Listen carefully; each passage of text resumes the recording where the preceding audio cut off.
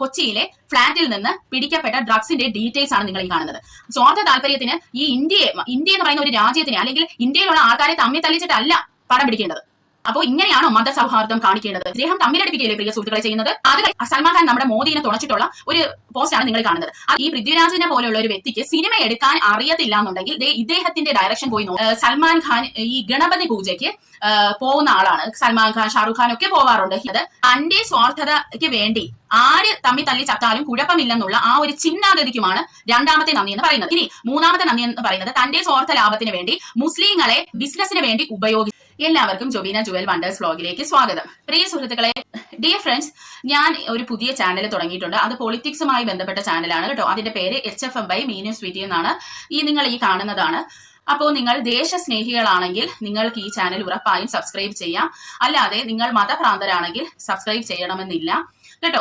അപ്പോൾ ഇന്ത്യയിൽ തന്നെ ജീവിച്ച് മരിക്കാനിരിക്കുന്ന ആൾക്കാരാണെങ്കിൽ ഉറപ്പായും പോയി ഈ ചാനൽ നിങ്ങൾ സബ്സ്ക്രൈബ് ചെയ്യണം. അത് എന്തുകൊണ്ടാണ് എന്നറിയണമെങ്കിൽ എന്റെ ആദ്യത്തെ വീഡിയോ ഇതിൽ ഇട്ടിരിക്കുന്ന നിങ്ങൾ പോയി കാണണം. അപ്പോൾ നിങ്ങൾക്ക് മനസ്സിലാവും. അപ്പൊ നമുക്ക് വീഡിയോയിലോട്ട് കടക്കാം. ആദ്യം തന്നെ പറഞ്ഞോട്ടെ, ഇതൊരു സുഹിപ്പീര് ചാനലല്ല. ഇത് ചില മതവിഭാഗങ്ങൾക്ക് മാത്രം ചെയ്യുന്ന ഒരു ചാനലല്ല, അല്ലെങ്കിൽ പൊളിറ്റിക്കൽ പാർട്ടിക്ക് മാത്രം കുട പിടിക്കുന്ന ചാനലൊന്നും അല്ല കേട്ടോ. അതുകൊണ്ട് എല്ലാവരെയും എടുത്തിട്ട് അലക്കും, എല്ലാവർക്കും വേണ്ടി സംസാരിക്കും, അങ്ങനെയുള്ള ഒരു ചാനലാണ്. അതുകൊണ്ട് തന്നെ ചില കാര്യങ്ങൾ പറയുമ്പോൾ ചിലർക്ക് അത് ദഹിക്കണമെന്നില്ല. അപ്പോൾ പൊങ്കാലയൊക്കെ നന്നായിട്ട് കിട്ടുമെന്ന് എനിക്കറിയാം. പൊങ്കാല ഇല്ലാതെ ഈ ഇടയായിട്ട് ഉറങ്ങാൻ പറ്റുന്നില്ലെന്നുള്ളതാണ് സത്യം. എനിക്ക് ആദ്യം തന്നെ നമ്മുടെ പൃഥ്വിരാജ് സുകുമാരനോട് കുറേ നന്ദികൾ പറയാനുണ്ട്. അപ്പോൾ ഓരോ നന്ദിയായിട്ട് നമുക്ക് തുടങ്ങാം. ആദ്യത്തെ നന്ദി എന്ന് പറയുന്നത്, ഞാനൊക്കെ നമ്മുടെ ഹൃദയത്തിൽ കൊണ്ട് നടക്കുന്ന രണ്ട് വ്യക്തികളാണ് മമ്മൂക്കയും ലാലേട്ടനും എന്ന് പറയുന്നത്. അതിൽ നമ്മുടെ ലാലേട്ടനെ കൊണ്ട് മറ്റുള്ളവരെ മുമ്പിൽ ഖേദം പ്രകടിപ്പിക്കാനുള്ള ഒരു അവസരം ഉണ്ടാക്കി കൊടുത്തതിനാണ് ആദ്യത്തെ നന്ദി എന്ന് പറയുന്നത്. ഇപ്പോഴും ഞാൻ വിശ്വസിക്കുന്നു ലാലേട്ടൻ അറിഞ്ഞുകൊണ്ടല്ല ഇങ്ങനെ ഒരു സിനിമയ്ക്ക് പങ്കാളിയായതെന്ന് ഞാൻ വിശ്വസിക്കുന്നു. കാരണം ലാലേട്ടന്റെ മുമ്പത്തെ പല സിനിമകളും എടുത്തു വെച്ച് നോക്കിയാൽ ആരെയും അധികമായി വിഷമിപ്പിക്കുന്ന രീതിയിലുള്ള ഒരു സിനിമകളും അദ്ദേഹം എടുത്തിട്ടില്ല. അത് മാത്രമല്ല, അദ്ദേഹത്തിന്റെ പല സുഹൃത്തുക്കളും പറഞ്ഞ് നമ്മൾ കേട്ടിട്ടുള്ളതാണ്, ആരോടും ഇച്ചിപ്പോവെന്ന് പറയുന്ന ഒരു സ്വഭാവം ലാലേട്ടനില്ല. എല്ലാവരോടും വളരെ സ്നേഹത്തിലേ സംസാരിക്കാവൂ. നോ പറയുന്നത് ലാലേട്ടന് വളരെ വിഷമമുള്ള ഒരു കാര്യമാണ്. ലാലേട്ടൻ തന്നെ അദ്ദേഹത്തിന്റെ ഇന്റർവ്യൂ പറഞ്ഞിട്ടുണ്ട്, മറ്റുള്ളവരുടെ കുറ്റങ്ങൾ കേൾക്കാൻ ഞാൻ നിന്നു കൊടുക്കാറില്ല. കാരണം പിന്നെ ഞാൻ അവരെ കാണുമ്പോൾ എനിക്ക് മിണ്ടാൻ പറ്റാതെ ആകും. അതുകൊണ്ട് ഞാൻ അതിനൊന്നും നിന്നു കൊടുക്കാറില്ല. അത് മാത്രമല്ല, നമ്മുടെ പൃഥ്വിരാജ് തന്നെ വന്ന അദ്ദേഹത്തിന്റെ ഒരു ഇന്റർവ്യൂവിൽ പറഞ്ഞിട്ടുണ്ട്, ലാലേട്ടൻ എന്ന് പറയുന്നത് കൊച്ചു പിള്ളേരെ പോലെയാണ്. മോനെ, യൂട്യൂബിലെ പല വീഡിയോസ് എടുത്ത് കണ്ടിട്ട് മോനെ ഇത് കണ്ടോ എന്നൊക്കെ ചോദിച്ചു വളരെ ആശ്ചര്യപൂർവ്വം കാര്യങ്ങളെ നോക്കി കാണുന്ന ഒരു വ്യക്തിയാണ് ലാലേട്ടൻ എന്ന് പറഞ്ഞിട്ടുണ്ട്. അത് മാത്രമല്ല, ഈ സിനിമയ്ക്ക് ഒരു പ്രിവ്യൂ ഇല്ലായിരുന്നെന്ന് നമ്മൾ അറിഞ്ഞു. പിന്നെ അദ്ദേഹവുമായി അടുത്ത ബന്ധമുള്ള പല വ്യക്തികളും പറയുന്നുണ്ട് അദ്ദേഹം ഈ സിനിമ കണ്ടിട്ടില്ലായിരുന്നു, ഇതിൽ ഇങ്ങനെ ഒരു അജണ്ട ഒളിച്ചിരിക്കുന്നുണ്ടായിരുന്നെന്ന് അദ്ദേഹത്തിന് അറിയത്തില്ലായിരുന്നു. അതിൽ നമുക്ക് മേജർ രവിനെ തന്നെ എടുക്കാം. ഈ മേജർ രവി പറയുന്നുണ്ട്, അദ്ദേഹം മുമ്പ് മേജർ രവി ഡയറക്ട് ചെയ്ത സിനിമകൾ പോലും അദ്ദേഹം കണ്ടിട്ടില്ല. കാരണം അദ്ദേഹം ഒരു തിരക്കുള്ള മനുഷ്യനാണ്. ശരിയാണ്, 3 മണിക്കൂറൊക്കെ ലാലേട്ടൻ കൊണ്ട് ഒരു സിനിമയ്ക്ക് കളയുക എന്ന് പറയുന്നത് ചെറിയ ഒരു കാര്യമല്ല. അത് മാത്രമല്ല, കുറെ പേര് പറയുന്നുണ്ട് അദ്ദേഹം ഈ സിനിമ കണ്ടിട്ടുണ്ടെന്ന്, അദ്ദേഹം ഇതിന്റെ പ്രൊമോഷന് പറഞ്ഞിട്ടുണ്ടെന്ന്. അതെ, അദ്ദേഹം ഒരു നടനാണ്, ഇതിൽ അഭിനയിച്ചതാണ്. ചിലപ്പോൾ അങ്ങനെയൊക്കെ പറയേണ്ടി വരും. സിനിമയ്ക്ക് വേണ്ടി കണ്ടിട്ടും കണ്ടില്ലെങ്കിലും കണ്ടെന്ന് പറയേണ്ടി വരും. അത് മാത്രമല്ല, ഈ സിനിമ കണ്ടിട്ടുള്ള ഏതൊരു വ്യക്തിക്കും മനസ്സിലാകും ഇതിന്റെ കട്ടിങ്സ് വരുന്നത് എങ്ങനെയാണെന്ന്. ഒന്ന് കേരളത്തിലാണെങ്കിൽ പിന്നെ കാണിക്കുന്നത് യമൻ, പിന്നെ ഇറാഖ്, അങ്ങനെ പിന്നെ ലണ്ടൻ, അങ്ങനെയുള്ള പല കട്ടിങ്സ് ആണ്. ഇത് മനസ്സിലാക്കി എടുക്കാൻ തന്നെ കുറച്ച് ബുദ്ധിമുട്ടാണ് നമുക്ക്. അങ്ങനെയുള്ളപ്പോൾ ഒരാളെ പറ്റിക്കാൻ വളരെ എളുപ്പമാണ്. അത് മാത്രമല്ല, ഇതിൽ ലാലേട്ടന്റെ വായിൽ നിന്ന് ആർക്കും എതിരായിട്ടുള്ള ഒരു കാര്യങ്ങളും വന്നിട്ടില്ല. അപ്പോൾ ഇതെല്ലാം കൂടെ കൂട്ടി വായിക്കുമ്പോൾ തന്നെ ലാലേട്ടൻ അറിയാതെ ചെയ്ത ഒരു പണിയായിട്ടാണ് നമുക്കിത് മനസ്സിലാകുന്നത്. ഇനി പൃഥ്വിരാജ് അദ്ദേഹത്തിനെ വീണ്ടും പെടുത്തിയ ഒരു കാര്യം കൂടെ ഞാൻ നിങ്ങൾക്ക് കാണിച്ചു തരാം. അതായത് അദ്ദേഹത്തിന്റെ ഒരു മെസ്സേജ് ഉണ്ട് കേട്ടോ. അദ്ദേഹം ഖേദം പ്രകടിപ്പിച്ച മെസ്സേജിന്റെ ഒരു വരി ഞാൻ നിങ്ങൾക്ക് വായിച്ച് കേൾപ്പിച്ചു തരാം. എന്റെ പ്രിയപ്പെട്ടവർക്കുണ്ടായ മനോവിഷമത്തിൽ എനിക്കും എമ്പുരാൻ ടീമിനും ആത്മാർത്ഥമായ ഖേദമുണ്ട്. ഒപ്പം അതിന്റെ ഉത്തരവാദിത്വം സിനിമയ്ക്ക് പിന്നിൽ പ്രവർത്തിച്ച ഞങ്ങൾ എല്ലാവരുടേതുമാണ്. നിങ്ങൾ കേട്ടോ, എല്ലാവരുടേതുമാണ് എന്ന് അതിൽ പ്രത്യേകം എടുത്ത് പറഞ്ഞിരിക്കുകയാണ്. എന്നിട്ട് ഈ സെയിം സ്നേഹപൂർവ്വം മോഹൻലാൽ എന്നുള്ള ഈ ഒരു പോസ്റ്റ് സെയിം അദ്ദേഹം പൃഥ്വിരാജിന്റെയിലും ഷെയർ ചെയ്തിരിക്കുകയാണ്. ഒരിക്കലും ലാലേട്ടൻ വന്ന് ഇത് ഞാൻ അറിയാതെയാണ് എന്ന് പറയില്ല. അദ്ദേഹത്തിന്റെ ക്യാരക്ടർ പണ്ട് മുതലേ നമ്മൾ കണ്ടുവരുന്ന ഒരാളാണ്, നമുക്കത് മനസ്സിലാവും. എന്നാൽ മമ്മൂക്കേനെ നിങ്ങൾ ശ്രദ്ധിക്കണം, എല്ലാം നല്ല വൃത്തിയായിട്ട് അദ്ദേഹം ശ്രദ്ധിച്ച് മാത്രം ചെയ്യുന്ന ഒരു വ്യക്തിയാണ്. അദ്ദേഹത്തിന്റെ മേക്കപ്പ് ആയിക്കോട്ടെ, അദ്ദേഹത്തിന്റെ കോസ്റ്റ്യൂംസ് ആയിക്കോട്ടെ, ഈ സിനിമയുടെ സ്ക്രിപ്റ്റുകൾ ആയിക്കോട്ടെ, എല്ലാം അദ്ദേഹം ശ്രദ്ധിക്കും. അത് അദ്ദേഹം തന്നെ പല സിനിമകളിൽ പല ഇന്റർവ്യൂസിൽ പറഞ്ഞിട്ടുള്ളതാണ്. അതുപോലെ തന്നെ അദ്ദേഹത്തിന്റെ അറിയാവുന്ന പലരും അദ്ദേഹത്തിന്റെ ആ ഒരു സിനിമയോടുള്ള സ്നേഹത്തിനെ കുറിച്ച് പറഞ്ഞ് നമ്മൾ കേട്ടിട്ടുള്ളതാണ്. ഇവിടെ മോഹൻലാൽ എന്ന് പറയുന്നത് തന്റെ വിശ്വാസം മറ്റുള്ളവരുടെ കയ്യിലാണ് കൊടുത്തിരിക്കുന്നത്. അതാണ് ആ ഡിഫറൻസ് എന്ന് പറയുന്നത്. അത് മാത്രമല്ല, പൃഥ്വിരാജ് മുമ്പ് ചെയ്തിട്ടുള്ള പല സിനിമകളും അദ്ദേഹത്തിന്റെ പല കാര്യങ്ങളും നമ്മൾ എടുത്തു വെച്ച് നോക്കുമ്പോൾ അത് സംശയത്തിന് ഇടയാക്കുന്നുണ്ടെന്ന് ഉറപ്പാണ്. അതുകൊണ്ട് അതിനാണ് അദ്ദേഹത്തിന് ഒരു നന്ദി. അതായത് ഒരു നമ്മളൊക്കെ നെഞ്ചിൽ ഏറ്റി നടക്കുന്ന നമ്മുടെ ലാലേട്ടനെ കൊണ്ട് ഇങ്ങനെ ഒരു അവസ്ഥയിൽ കൊണ്ട് എത്തിച്ചതിന് അദ്ദേഹത്തിന് ഒരു നന്ദി. പിന്നെ രണ്ടാമത്തെ നന്ദി എന്ന് പറയുന്നത് തന്റെ സ്വാർത്ഥതയ്ക്ക് വേണ്ടി ആര് തമ്മിൽ തല്ലി ചത്താലും കുഴപ്പമില്ലെന്നുള്ള ആ ഒരു ചിന്താഗതിക്കുമാണ് രണ്ടാമത്തെ നന്ദി എന്ന് പറയുന്നത്. ഇവിടെ കുറച്ച് ആൾക്കാർ പറയുന്നുണ്ട് ഇതിനെ ഒരു സിനിമയായിട്ട് കണ്ടാൽ പോരെയെന്ന്. മലയാളികൾക്ക് നന്നായിട്ട് അറിയാം ഏത് സിനിമയായിട്ട് കാണാം, ഏത് സിനിമയായിട്ട് കാണണ്ടെന്നുള്ളത്. അതായത് ഒരു ചരിത്രം കൊണ്ടുവന്ന് സിനിമയാക്കിയിട്ട് അത് സിനിമയായി കണ്ടാ പോലെ എന്ന് പറയുമ്പോൾ ഈ ആൾക്കാർ ചിന്തിക്കണം സിനിമ കാണുന്നത് റോബോട്ടുകളല്ല എന്നുള്ളത്.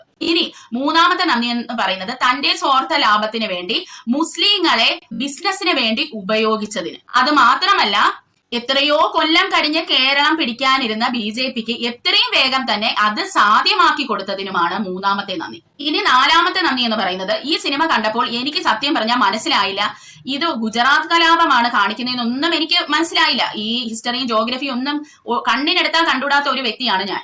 എന്റെ റിവ്യൂവിൽ ഞാൻ വ്യക്തമായി പറഞ്ഞിട്ടുണ്ടായിരുന്നു, നല്ല സിനിമയാണ്, നിങ്ങൾ പോയി കാണണം. ഇതിൽ തെറ്റ് പറയുമ്പോൾ എല്ലാ മതക്കാരെയും എല്ലാ പാർട്ടി പ്രവർത്തകരുടെയും തെറ്റുകൾ എടുത്ത് കാണിക്കണമെന്നും ഞാൻ പറഞ്ഞിട്ടുണ്ടായിരുന്നു. പക്ഷെ അത് ഇങ്ങനെ ഒരു സാധനമാണെന്ന് ഞാൻ അറിയുന്നില്ല. ഈ കോൺട്രോവേഴ്സി വന്നപ്പോഴാണ് ഞാൻ ഈ ഗുജറാത്ത് കലാപം എന്തെന്ന് പഠിച്ചപ്പോൾ അതുവഴി ഞാൻ ഗോദ്ര ട്രെയിൻ തീവെപ്പിലും ചെന്ന് എത്തിപ്പെട്ടു. അല്ലെ, നമ്മൾ ചിന്തിക്കും എന്തുകൊണ്ടാണ് ഈ കലാപം ഉണ്ടായത്. അപ്പോഴാണ് നമ്മൾ ഗോദ്ര ട്രെയിൻ തീവെപ്പിലോട്ട് ചെന്ന് എത്തുന്നത്. അപ്പോൾ ആ ഒരു ഹിസ്റ്ററി മൊത്തം എനിക്ക് പഠിക്കാൻ പറ്റി. ഈ സിനിമ ഒരു അജണ്ടയുടെ പിറത്ത് ഇറങ്ങിയതാണെന്ന് 100% ഞാൻ വിശ്വസിക്കുന്നുണ്ട്. കാരണം ഇതിലെ ചില ഡയലോഗ്സ് ഉണ്ട്, വളരെ പ്രധാനപ്പെട്ട ഡയലോഗ്സ് ആണ് കേട്ടോ. അതായത് മതങ്ങളല്ല ഇവിടത്തെ പ്രശ്നമെന്ന് പറയുന്ന വളരെ ഇമ്പോർട്ടന്റ് ആയിട്ടുള്ള ഡയലോഗ്സ് ഒക്കെ ഹിന്ദിയിലാക്കി. മനസ്സിലായോ? ഹിന്ദിയിലാക്കിയിട്ട് അത് സബ് ടൈറ്റിലാണ് താഴെ തന്നത്. അപ്പോൾ ഹിന്ദിയിൽ പറയുമ്പോൾ തന്നെ ഈ സബ് ടൈറ്റിൽ അടുത്തത് ഡയലോഗ്സ് വരുമ്പോൾ പെട്ടെന്ന് സബ് ടൈറ്റിൽസ് ഓടിപ്പോവും. മനസ്സിലായോ? അതുകൊണ്ട് തന്നെ അത് വായിച്ച് എത്താനും ചില ആൾക്കാർക്കെങ്കിലും അത് ബുദ്ധിമുട്ടാണ്. ഇപ്പൊ ഞാൻ തന്നെ അതിന്റെ കുറെയൊക്കെ എനിക്ക് വായിക്കാൻ പറ്റിയില്ല പെട്ടെന്ന്. അപ്പോൾ ആ ഇമ്പോർട്ടന്റ് ഡയലോഗ്സ് മനഃപൂർവ്വവും ഹൈഡ് ചെയ്യാൻ വേണ്ടി അത് മറ്റൊരു ലാംഗ്വേജിലാക്കി. അപ്പോൾ ഇത് കേരളത്തിൽ എയർ ചെയ്യുമ്പോൾ ഈ അജണ്ട 100% വിജയിക്കുമെന്നുള്ളതും ഈ സ്ക്രിപ്റ്റ് എഴുതിയ വ്യക്തിക്കും ഈ ഡയറക്ടർക്കും അറിയാമായിരുന്നു. എന്നാൽ നോർത്ത് ഇന്ത്യയിൽ ഈ സിനിമ ഓടിക്കണമെങ്കിൽ ഈ ഹിന്ദിയിലെ ഈ ഡയലോഗ് വളരെ ഇമ്പോർട്ടന്റ് ആണ്. നോർത്ത് ഇന്ത്യയിലെ ഈ ഗുജറാത്ത് കലാപം ഒന്നും എടുത്ത് പ്ലേസ് ചെയ്താൽ ഈ സിനിമ ഓടത്തില്ല. അതറിഞ്ഞ് വളരെ ഇന്റലിജന്റ് ആയിട്ടാണ് ഇദ്ദേഹം പ്ലേ ചെയ്തത്. അപ്പോ അടുത്ത നന്ദി എന്ന് പറയുന്നത് ഈ ഒരു ഹിസ്റ്ററി അറിയാൻ സാധിച്ചല്ലോ. അത് മാത്രമല്ല, എനിക്ക് മാത്രമല്ല, ഗുജറാത്ത് കലാപം അറിഞ്ഞുകൂടാത്ത പല ആൾക്കാരും ഇതിന്റെ ഹിസ്റ്ററി തപ്പി പോവുകയും എമ്പൂരാൻ എന്നുള്ള ചർച്ച അവിടെ മാറിയിട്ട് ഗുജറാത്ത് കലാപവും ഗോദ്ര ട്രെയിൻ തീവെപ്പും ആളുകൾ കൂടുതൽ ശ്രദ്ധയിൽപ്പെടുകയും അതിന്റെ ഹിസ്റ്ററി ആളുകൾക്ക് മനസ്സിലാക്കാനും പറ്റി. അതുകൊണ്ട് തന്നെ ആളുകളുടെ മനസ്സിൽ പല ചിന്തകൾ വരികയും ഒരു ഡിസ്റ്റൻസ് ക്രിയേറ്റ് ചെയ്യാനും മതങ്ങൾ തമ്മിൽ അല്ലെങ്കിൽ വ്യക്തികൾ തമ്മിൽ ഒരു ഡിസ്റ്റൻസ് ക്രിയേറ്റ് ചെയ്യാനും ഈ ഒരു സിനിമയ്ക്ക് കഴിഞ്ഞു. അതിനു കൂടെയാണ് ഈ അടുത്ത നന്ദി ഞാൻ ഈ പറയുന്നത്. ഇപ്പൊ തന്നെ കുറെ നന്ദിയായി, എത്രാമത്തെ എന്നൊക്കെ ഞാൻ മറന്നുപോയി. ഇനി അടുത്ത നന്ദി എന്ന് പറയുന്നത് ഇദ്ദേഹത്തിന്റെ ഒരു സിനിമ ഉണ്ടായിരുന്നല്ലോ, വാര്യൻ കുന്നൻ അഹമ്മദ് ഹാജി എന്ന് പറയുന്ന ആ സിനിമ കോൺട്രവേഴ്സി കാരണം ഇദ്ദേഹം വേണ്ടെന്ന് വെച്ച ഒരു സിനിമയാണ്. ആ സിനിമ കണ്ടു കേട്ടോ. അപ്പോ നിങ്ങളോട് എല്ലാവരോടും ഞാൻ ഇത് പറയുകയാണ്, നിങ്ങൾ എല്ലാവരും ഈ ഒരു സിനിമ കാണണം. കാരണം എന്ന് പറഞ്ഞാൽ ഇനിയും ഇങ്ങനെയുള്ള തെറ്റിദ്ധാരണകൾ നമ്മളുടെ പലരുടെയും മനസ്സിൽ വരാൻ പാടില്ല. അല്ലെ, നമ്മൾ കേരളത്തിലെ ആളുകൾ എന്ന് പറയുന്നത് നിഷ്പക്ഷരായിട്ട് ചിന്തിക്കുന്ന ആളുകളാണ് കൂടുതലും ഉള്ളത്. എല്ലാവരും വളരെ സ്നേഹത്തോടെയാണ് നമ്മളെല്ലാം കഴിഞ്ഞു പോകുന്നത്. അപ്പൊ അതിനിടയിൽ തെറ്റായ ധാരണയിൽ കൊണ്ട് കുറെ കാര്യങ്ങൾ ഇടുമ്പോൾ നമ്മളെ പോലുള്ള നിഷ്പക്ഷരായവരും ഇതൊക്കെ വിശ്വസിക്കാൻ സാധ്യതയുണ്ട്. ഈ തെറ്റായ കാര്യങ്ങൾ വിശ്വസിക്കാൻ സാധ്യതയുള്ളത് കൊണ്ട് നിങ്ങൾ ഉറപ്പായിട്ടും ഈ ഒരു സിനിമ, ഞാൻ ഈ കാണിച്ചിരിക്കുന്ന ഈ ഒരു സിനിമ നിങ്ങൾ പോയി കാണണം. ഇതെന്ന് പറയുന്നത് പുഴ മുതൽ പുഴ വരെ 1921 പുഴ മുതൽ പുഴ വരെ എന്ന് പറയുന്ന ഒരു സിനിമയാണ്. മാപ്പിള ലഹള അതാണ് ഇതിൽ കാണിക്കുന്നത്. അത് മാത്രമല്ല, ഈ പൃഥ്വിരാജിനെ പോലെയുള്ള ഒരു വ്യക്തിക്ക് സിനിമ എടുക്കാൻ അറിയത്തില്ല എന്നുണ്ടെങ്കിൽ ഇദ്ദേഹത്തിന്റെ ഡയറക്ഷൻ പോയി നോക്കിയാൽ മതി. കാരണം മുസ്ലിങ്ങളെയും ഹിന്ദുക്കളുടെയും ക്രൈസ്തവരുടെയൊക്കെ നല്ല സൈഡും ചീത്ത സൈഡും ഒക്കെ നല്ല വ്യക്തമായി കാണിച്ചാണ് ഈ സിനിമ മുന്നോട്ട് പോയിരിക്കുന്നത്. അല്ലാതെ ചിലവരെ മാത്രം പൊക്കി പിടിച്ചിട്ട് ചില കാര്യങ്ങൾ ഇങ്ങനെ അവിടെ ഇവിടെയും തൊടാതെ അല്ല സിനിമ എടുത്തിരിക്കുന്നത്. അപ്പൊ എങ്ങനെയാണ് നിഷ്പക്ഷമായി സിനിമ എടുക്കാൻ പറ്റുന്നതെന്ന് ഈ ഒരു സിനിമ പോയി കണ്ട പൃഥ്വിരാജിന് മനസ്സിലാക്കാൻ സാധിക്കും. അപ്പോൾ ഈ ഒരു സിനിമയും കണ്ടപ്പോഴാണ് എനിക്ക് വേറെ കുറെ കാര്യങ്ങൾ മനസ്സിലായത്. ഇന്ത്യയുടെ സ്വാതന്ത്ര്യം നേടിത്തന്നത് മഹാത്മാഗാന്ധി എന്നാണ് ഞാൻ ഇപ്പോഴും വിശ്വസിക്കുന്നത്. പക്ഷെ അത് അങ്ങനെ അല്ലായിരുന്നെന്നും എനിക്ക് ഈ സിനിമ കണ്ടപ്പോൾ മനസ്സിലായി. അത് മാത്രമല്ല, പലവരുടെയും തെറ്റായ ചിന്താഗതികളും ഈ ഒരു സിനിമയിൽ നിന്ന് എനിക്ക് മനസ്സിലായി. ഇനി അടുത്ത ഒരു നന്ദി എന്ന് പറയുന്നത് എനിക്ക് പറയാതിരിക്കാൻ പറ്റത്തില്ല. ഈ സിനിമയിലെ എല്ലാം നമുക്ക് സഹിക്കാം. അതായത് ഗുജറാത്ത് കലാപം, ഗോദ്ര ട്രെയിൻ തീവെപ്പ്, ഇതെല്ലാം നമുക്ക് സഹിക്കാം പ്രിയ സുഹൃത്തുക്കളെ. പക്ഷേ ഇതിലൊന്നും പെടാത്ത കുറച്ച് കാര്യങ്ങൾ ഇതിൽ വന്നിട്ടുണ്ട്. അതായത് ഒരു ഹിഡൻ അജണ്ട പുറത്തു വന്നു. അതായത് മുല്ലപ്പെരിയാർ ഡാം ബോംബിട്ട് തകർക്കും. ആരും തന്നെ മനസ്സിൽ ചിന്തിക്കാത്ത ഒരു കാര്യമാണ് ഈ സിനിമ വഴി പുറത്തു വന്നത്. അത് മാത്രമല്ല താങ്കൾക്ക് സീറ്റ് കിട്ടിയില്ല എന്നുണ്ടെങ്കിൽ ഡാമുകൾ തുറന്നു വിട്ട് കേരളത്തെ വെള്ളത്തിൽ വീണ്ടും മുക്കും. അതായത് മുമ്പ് മുക്കിയിട്ടുണ്ടല്ലോ, കേരളം വെള്ളത്തിൽ ആയിട്ടുണ്ട്.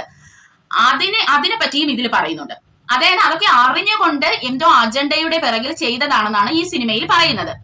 ഇത് ഞാൻ വിശ്വസിക്കാൻ കാരണം എന്ന് പറയുന്നത്, ഈ നമ്മുടെ 2018 തോന്നുന്നു വെള്ളപ്പൊക്കം വന്നത്. ആ സമയത്ത് ഇവിടെ നോർത്ത് ഇന്ത്യയില് റിപ്പബ്ലിക് ടിവിയിൽ ചർച്ച വന്നിട്ടുണ്ടായിരുന്നു. അതിൽ മാത്രമല്ല, പല ചാനൽസിന് ചർച്ച വന്നു. അർണബ് ഗോസ്വാമിയുടെ ചർച്ച ഞാൻ കണ്ടതാണ്. അതിൽ അർണബ് ഗോസ്വാമി വ്യക്തമായി ചോദിക്കുന്നുണ്ട്, ഇത് എന്തിന്റെ അജണ്ടയായിട്ടാണ് നിങ്ങൾ ഡാം തുറന്നുവിട്ട് കേരളത്തെ വെള്ളത്തിൽ മുക്കിയതെന്ന് വ്യക്തമായി അതിൽ ചോദിക്കുന്നുണ്ട്. പിന്നെ കുറെ വർഷം കഴിഞ്ഞപ്പോൾ നമ്മൾ അറിഞ്ഞു, ഈ സ്വർണ്ണക്കടത്തുമായി ബന്ധപ്പെട്ട് ഈ വെള്ളം പൊക്കം ഒക്കെ വന്നില്ലേ, ആ സമയത്ത് കുറെ ഇല്ലീഗൽ ആക്ടിവിറ്റീസ് നടന്നു ഇതിന്റെ മറവിലെന്നും നമ്മളൊക്കെ കേട്ട് മറന്ന കാര്യങ്ങളാണ് ഇതൊക്കെ. അത് ഈ ഇന്ത്യയെ തന്നെ സംരക്ഷിക്കുന്ന നമ്മുടെ നീതിന്യായ വ്യവസ്ഥയെ വരെ ക്വസ്റ്റ്യൻ ചെയ്യുന്ന രീതിയിൽ കേന്ദ്രം അല്ലെങ്കിൽ BJP എന്ന് പറയുന്ന ഒരു പാർട്ടി ബോംബിട്ട് മുല്ലപ്പെരിയാർ പൊട്ടിച്ച് കേരളത്തിനെ ഇല്ലാതാക്കുമെന്നുള്ള ഒരു ഹിഡൻ അജണ്ടയും കൂടെ പുറത്തു കൊണ്ടുവന്നതിനാണ് അടുത്ത നന്ദി ഇദ്ദേഹത്തിനോട് ഞാൻ പറയുന്നത്. പ്രിയ സുഹൃത്തുക്കളെ, ഇതെല്ലാം നമ്മളിപ്പോ കണ്ടു. ഇനി നമുക്ക് അപ്പോൾ ഞാൻ വിചാരിച്ചു, എന്തുകൊണ്ടാണ്, ശരിയാണ് എല്ലാവരും പറയുന്നു അല്ലെ, പൃഥ്വിരാജ് ഒരു സൈഡിനെ മാത്രം പക്ഷം പിടിക്കുന്നു, അങ്ങനെയൊക്കെ പറയുമ്പോൾ ഞാൻ ഇദ്ദേഹത്തിന്റെ പല ഹിസ്റ്ററി കൂടെയും ഞാനിങ്ങനെ കടന്നുപോയപ്പോ കുറെ കാര്യങ്ങളും കൂടെ എനിക്ക് അറിയാൻ സാധിച്ചു. അതാണ് ഞാൻ നിങ്ങളോട് ഇവിടെ കാണിക്കുന്നത്. ഇവിടെ നിങ്ങൾക്ക് കാണാം ഹലാൽ ഫ്ലൈറ്റ് അല്ലെ. ഹലാൽ ഫ്ലൈറ്റിന് നമ്മുടെ പൃഥ്വിരാജ് ഒരു പരസ്യം കൊടുത്തു. ഓക്കെ, ഹലാലോ എന്തോ ആയിക്കോട്ടെ, പരസ്യം കൊടുക്കുന്നതിനൊന്നും ഒരു കുഴപ്പമില്ല.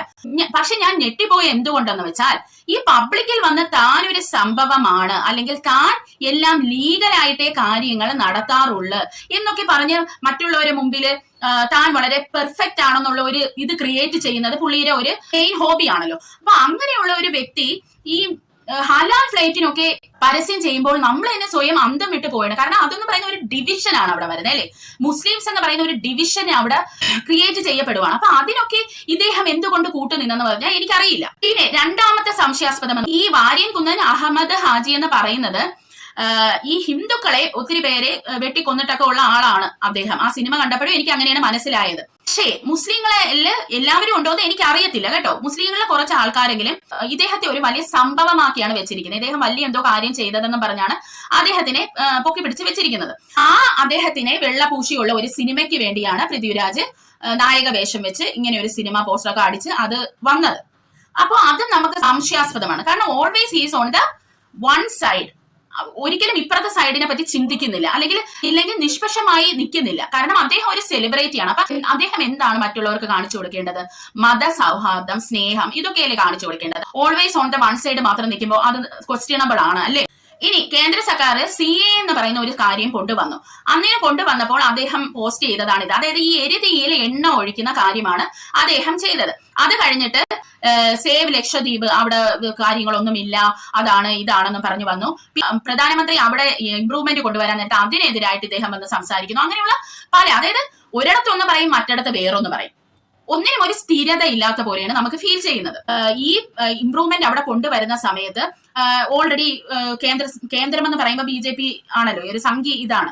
അപ്പോ ഈ ലക്ഷദ്വീപിലുള്ളത് 98% കൂടുതൽ മുസ്ലിങ്ങളാണ് ഉള്ളത്. അപ്പൊ അവിടെ എന്തെങ്കിലും അജണ്ട ഈ സംഖ്യകൾ ചെന്ന് ചെയ്യുമോ എന്നൊക്കെയുള്ള ഒരു ഭയം അവിടെയുള്ള ആളുകൾക്ക് ആദ്യം ഉണ്ടായിരുന്നു.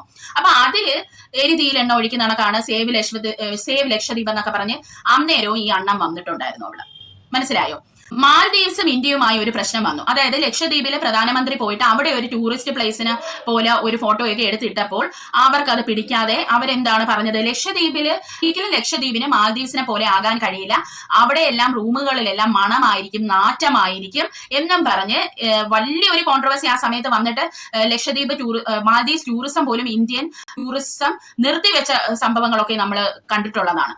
അപ്പോൾ ആ സമയത്ത് നമ്മുടെ സൽമാൻ ഖാൻ നമ്മുടെ മോദിനെ തുണച്ചിട്ടുള്ള ഒരു പോസ്റ്റാണ് നിങ്ങൾ കാണുന്നത്. അത് കഴിഞ്ഞ് നമ്മുടെ കങ്കണ റണവത്ത് ചോദിക്കുന്നുണ്ട്, അവിടെ 98% മുസ്ലിങ്ങളാണുള്ളത്. ആ മുസ്ലിങ്ങളെയാണ് മുസ്ലിം ഭൂരിഭാഗമുള്ള മാൽദീവ്സ് എന്ന് പറയുന്ന ഒരു രാജ്യം നമ്മുടെ ലക്ഷദ്വീപിലുള്ള ആൾക്കാരെ കുറ്റം പറഞ്ഞത്. അപ്പൊ അതിന് നമ്മളെ ലക്ഷദ്വീപിനെ സപ്പോർട്ട് ചെയ്ത് ആ സമയത്ത് റണവത്ത് ഇട്ട ഫോട്ടോ ഉണ്ട്, വരുൺ ധവാൻ ഇട്ട ഫോട്ടോ ഉണ്ട്, സച്ചിൻ ടെണ്ടുൽക്കർ ക്രിക്കറ്റ് കളിക്കുന്നതാണ് നിങ്ങൾ കാണുന്നത്. അവിടെ ലക്ഷദ്വീപിനെ ആ സമയത്ത് സപ്പോർട്ട് ചെയ്ത് വന്ന എത്രയോ ഹിന്ദുസ് ആയിട്ടുള്ള ആൾക്കാർ ഇതിനെ സപ്പോർട്ട് ചെയ്തെന്ന് അറിയാമോ?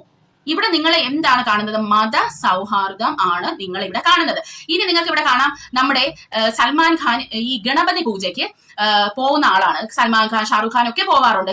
ഹിന്ദു പൂജയും ആയിട്ടൊക്കെ ബന്ധപ്പെട്ട് ഇവര് പല റിച്വൽസിന് പോകുന്ന ആൾക്കാരാണ്. അതുപോലെ തന്നെ ബോളിവുഡിലുള്ള ഹൈന്ദവര് ഇവരുടെ പല ചടങ്ങുകൾക്കും പോകാറുണ്ട്. ഇങ്ങനെയൊക്കെയാണ് ഇവര് മാതൃകയാകുന്നത്.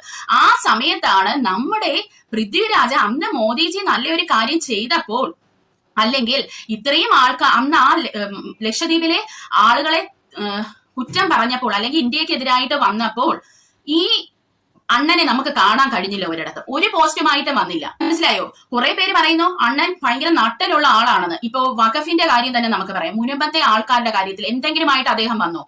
അപ്പോൾ അദ്ദേഹത്തിന്റെ ഏത് പ്രവൃത്തി നോക്കിയാലും ഒരു വശം അങ്ങോട്ട് ചരിഞ്ഞു തന്നെയാണ് നിൽക്കുന്നത്. അപ്പോ ഇങ്ങനെയാണോ മതസൗഹാർദ്ദം കാണിക്കേണ്ടത്? അദ്ദേഹം തമ്മിലടിപ്പിക്കുകയല്ലേ പ്രിയ സുഹൃത്തുക്കളെ ചെയ്യുന്നത്? അത് കഴിഞ്ഞ് അടുത്തതെന്ന് പറയുന്നത് അദ്ദേഹത്തിന്റെ വേറൊരു ഡാർക്ക് സൈഡാണ്. അദ്ദേഹത്തിന്റെ ഫ്ളാറ്റിൽ നിന്ന്, കൊച്ചിയിലെ ഫ്ളാറ്റിൽ നിന്ന് പിടിക്കപ്പെട്ട ഡ്രഗ്സിന്റെ ഡീറ്റെയിൽസ് ആണ് നിങ്ങൾ ഈ കാണുന്നത്. അതില് കുറച്ച് ആൾക്കാരുണ്ടായിരുന്നു, അവർക്ക് റെന്റിന് അദ്ദേഹത്തിന്റെ അപ്പാർട്ട്മെന്റ് കൊടുത്തെന്ന് പറഞ്ഞാണ് അന്ന് ആ കേസ് എന്തായി ഏതായതൊന്നും നമുക്ക് ആർക്കും അറിയില്ല. അപ്പോൾ എല്ലാം കൊണ്ട് നോക്കുമ്പോൾ നമുക്ക് കുറെ ഡാർക്ക് സൈഡ് മാത്രമേ പൃഥ്വിരാജിന് കാണാൻ പറ്റുന്നു. ഇനി അടുത്തതെന്ന് പറഞ്ഞാൽ ഇദ്ദേഹം എന്താണ് ഹേമ കമ്മിറ്റി റിപ്പോർട്ട് വന്നപ്പോൾ പറഞ്ഞത്, നമ്മള് സ്ത്രീകളെ സുരക്ഷിതരാക്കണം, എന്റെ സെറ്റിലെ സ്ത്രീയെ മാത്രം സുരക്ഷിതരാക്കിയത് കൊണ്ട് എന്റെ കടമ അവിടെ തീരുന്നില്ലെന്ന് പറഞ്ഞ് ഭയങ്കര തള്ളായിരുന്നു വന്ന്. എന്നിട്ട് ബ്രോഡാഡിയുടെ സെറ്റില് കൊക്കക്കോളയില് മയക്കുമരുന്ന് കൊടുത്ത് ഒരു സ്ത്രീയെ നഗ്നയാക്കി പീഡിപ്പിച്ച് അത് മൊബൈലിൽ പകർത്തി ഇദ്ദേഹത്തിന്റെ സെറ്റിലുള്ള ഒരു വ്യക്തി. അദ്ദേഹത്തിന് കൊട പിടിച്ചതായിട്ടാണ് പിന്നെ നമുക്ക് അറിയാൻ സാധിച്ചത്. അദ്ദേഹം എന്നിട്ട് എമ്പൂരാന്റെ സെറ്റിലും വന്നു. അന്നേരം ഈ ലേഡി അത് പൃഥ്വിരാജിന്റെ ശ്രദ്ധയിൽപ്പെടുത്തുകയും പിന്നെ ആ വ്യക്തിയെ അവിടെ നിന്ന് മാറ്റുകയും ആ വ്യക്തി സ്വയമേ പോയി സറണ്ടർ ചെയ്തു. അപ്പൊ നിങ്ങളൊന്ന് ആലോചിക്കണം അല്ലെ, ഇതെല്ലാം കൂടെ നിങ്ങളൊന്ന് ആലോചിക്കണം. അല്ലാതെ ആരെങ്കിലും വന്ന് എന്തെങ്കിലുമൊക്കെ പറഞ്ഞത് കണ്ടിട്ട് ഈ ബാഹ്യ സൗന്ദര്യവും അല്ലെങ്കിൽ ബാഹ്യമായി പറയുന്ന പല കാര്യങ്ങളും കേട്ടിട്ട് കൊട പിടിച്ചുകൊണ്ട് നടക്കരുത്. അദ്ദേഹം ചെയ്തത് 100% തെറ്റാണ്. കാരണം സ്വാർത്ഥ താല്പര്യത്തിന് ഈ ഇന്ത്യ എന്ന് പറയുന്ന ഒരു രാജ്യത്തിനെ അല്ലെങ്കിൽ ഇന്ത്യയിലുള്ള ആൾക്കാരെ തമ്മിൽ തല്ലിച്ചിട്ടല്ല പടം പിടിക്കേണ്ടത്. അങ്ങനെയാണെങ്കിൽ അദ്ദേഹം പടം പിടിച്ചിട്ട് ഒരു റോബോട്ടിനെ കൊണ്ട് കാണിപ്പിക്കണം. അത് മാത്രമല്ല, ഇദ്ദേഹത്തിന്റെ പല സിനിമകളും നമുക്ക് എടുത്തു വെച്ച് നോക്കിയാൽ അറിയാം, എല്ലാത്തിലും ഒരു സൈഡ് മാത്രമാണ് ഇദ്ദേഹം എടുക്കുന്നത്. അതൊന്നും എനിക്ക് മനസ്സിലായതെന്ന് പറയുന്നത് മുസ്ലിങ്ങളെ ഇദ്ദേഹം ബിസിനസിന് വേണ്ടി മാത്രം ഉപയോഗിക്കുന്നതായിട്ടാണ് എനിക്ക് പേഴ്സണലി തോന്നിയിട്ടുള്ളത്. അവരെയും ചതിക്കുന്നു എന്ന് എനിക്ക് പറയാതിരിക്കാൻ പറ്റത്തില്ല. എന്നാൽ ഇതൊന്നും മനസ്സിലാക്കാതെ ഈ അജണ്ടയുമായി ആരാണോ നിൽക്കുന്നത് അവര് മുന്നോട്ട് പോയിക്കൊണ്ടിരിക്കുകയാണ്. അവര് BJPക്ക് കേരളത്തിൽ എത്രയും വേഗം സീറ്റുകൾ ഉറപ്പിച്ചുകൊണ്ടേയിരിക്കുകയാണ്. ഇനി കേരളത്തിലെ ജനങ്ങളെ ഇങ്ങനെ തല്ലിച്ച് സ്വാർത്ഥ ലാഭത്തിന് വേണ്ടി ഇദ്ദേഹം ഉണ്ടാക്കുന്ന ഈ പണമുണ്ടല്ലോ, ഇത് കഴിച്ചാൽ ഇദ്ദേഹത്തിന് ഇറങ്ങുമോന്നും എനിക്കറിയത്തില്ല. കാരണം ഏറ്റവും വലിയ ദുഷ്ടത്തരമാണ് ഇദ്ദേഹം ചെയ്തത്. ഒരു രീതിയിലും ഇദ്ദേഹത്തിനെ ഞാൻ സപ്പോർട്ട് ചെയ്യുന്നില്ല. പക്ഷെ നിങ്ങൾ എല്ലാവരും പോയി മൂവി കാണണം. കാരണം ഇതെന്ന് പറയുന്നത് ഈ 3 പേരെ ചുറ്റിപ്പറ്റി മാത്രമല്ലല്ലോ. ഈ മൂവി എന്ന് പറയുന്നത് ഒത്തിരി ആൾക്കാരുടെ അന്നമാണ്. ഈ ലൈറ്റ് ബോയ്, ചായ കൊടുക്കുന്നവര്, ഡിസൈനർമാര്, അവർക്കൊന്നും ഇതിന്റെ അജണ്ടയോ ഒന്നും അറിയണമെന്നില്ല. മനസ്സിലായോ? അതുകൊണ്ട് തന്നെ ഇത് എല്ലാവരും പോയി കാണണമെന്നാണ് ഞാൻ പറയുന്നത്. അതുപോലെ തന്നെ നിങ്ങളെ ഈ സിനിമ ചിന്തിപ്പിക്കുകയും ചെയ്യും. അത് മാത്രമല്ല, ഞാൻ പറഞ്ഞ ഈ പുഴ മുതൽ പുഴ വരെ എന്ന് പറയുന്ന സിനിമ നിങ്ങൾ കാണാതിരിക്കരുത്, നിങ്ങൾ പോയി കാണണം. കാരണം അതിന്റെ ഡയറക്ടറിന് കുറെ ബുദ്ധിമുട്ടുകളൊക്കെ ഉണ്ടായി ഈ സിനിമ എടുക്കുമ്പോൾ. ഇത് മനഃപൂർവ്വമായിട്ട് ഇത് ഇല്ലാതെയാക്കാൻ ശ്രമമൊക്കെ നടന്നിട്ടുള്ളതായിട്ടൊക്കെയാണ് നമുക്ക് അറിയാൻ സാധിക്കുന്നത്. അദ്ദേഹത്തിന് കുറെ കടമുണ്ടായി. അതുകൊണ്ട് തന്നെ നിങ്ങൾ ഈ സിനിമ പോയി കണ്ട് എല്ലാവരും അദ്ദേഹത്തിന് ഹെൽപ്പ് ചെയ്യണമെന്നാണ് എനിക്ക് നിങ്ങളോട് പറയാനുള്ളത്. അപ്പോ അടുത്ത ഒരു വീഡിയോയുമായി വരുന്നവരെ ടിൽ ദെൻ ബൈ.